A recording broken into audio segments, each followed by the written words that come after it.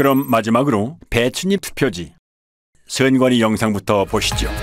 지역구 사전투표용지 하단에 비례대표 사전투표용지 내용 일부가 인쇄돼서 마치 배춧잎처럼 보이는 투표지가 발견되었고, 이게 대량 누적투표용지 투입의 증거라는 주장이 있었습니다. 이때 지역구 투표용지가 완전히 배출되지 않은 상태에서 투표용지를 받기 위해 출력 부분에 손을 대고 있는 경우 지역구 투표용지가 안쪽으로 밀리면서 하단의 비례대표 투표용지 내용의 일부가 겹쳐서 출력될 수 있다는 사실이 대법원 재판 감정 과정에서 확인됐습니다. 그리고 이건 선거 무효소송 때 선관위 측에서 재연 가능하다면서 제출한 영상입니다.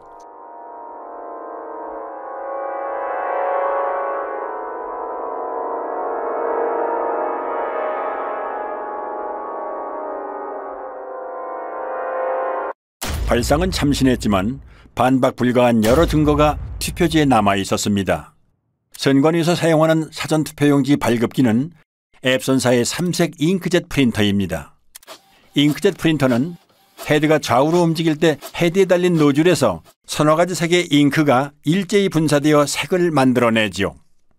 반면 가짜 투표지 인쇄에 쓰인 인쇄기는 순서에 따라 한 색상씩 개별적으로 찍어냅니다. 즉, 잉크젯 프린터는 여러 색을 동시에 찍어내지만 인쇄기는 색상별로 차례대로 찍어낸다는 커다란 차이점이 있는 것입니다. 옅은 색으로 인쇄된 파랑, 노랑, 녹색 부분이 보이시죠? 비례대표 투표용지 색상인 녹색은 파랑과 노랑이 섞여 만들어지는 색이죠. 그런데 이 투표지의 파랑과 노랑은 왜 서로 다른 위치에 찍혀 있을까요?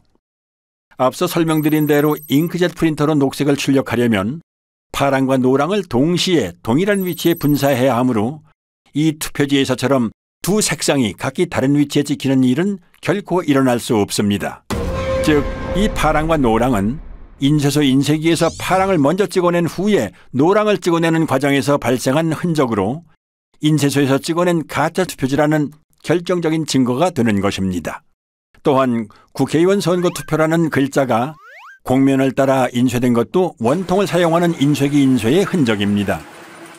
평면으로 배치된 잉크젯 프린터의 노즐에서는 일직선으로 배열된 글자가 곡면으로 출력되는 일은 일어날 수 없습니다. 그리고 국회의원 선거투표라는 글자 아래에 선거투표라는 글자가 중복으로 인쇄되어 있습니다. 희미하게 보이는 노란 글자까지 치면 최소 3개입니다. 게다가 빨간 선관위 청인도 얼핏 보이는 것만 최소 2개입니다. 설마 투표 사무원이 2번 이상 여러 번 갖다 댔다고 하지는 않겠지요. 또한 한국경제당 아래에 위치한 친박신당이 더 위에 찍힌 것도 설명할 수 없는 부분입니다. 참고로 이런 인쇄 불량은 인쇄 중 찢긴 용지 일부가 원통에 달라붙은 것을 모르고 계속 작업할 때 일어나는 현상입니다. 사실 배춧잎 투표지의 증거는 이것 하나만으로도 충분합니다. 투표용지 출력에는 낱장이 용지가 아니라 이어져 있는 롤 용지를 사용하므로 앞에 투표용지가 절단되는 순간 다음 투표용지는 이미 상당 부분 인쇄를 마친 상태가 됩니다. 즉, 지역구 투표용지가 배출될 때 비례대표 투표용지 가장 윗부분의 선거명과 청인은 이미 인쇄를 마친 상태인 것입니다. 이 영상을 한번 보시죠. 선거용지 2장을 받으면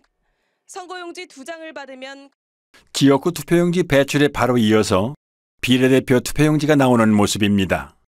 아무리 재빨리 들이민다 해도 비례대표 투표용지 상단부에 선거명과 청인은 찍힐 틈을 허용하지 않습니다. 그러므로 이런 현상은 일어날 수 없는 것입니다.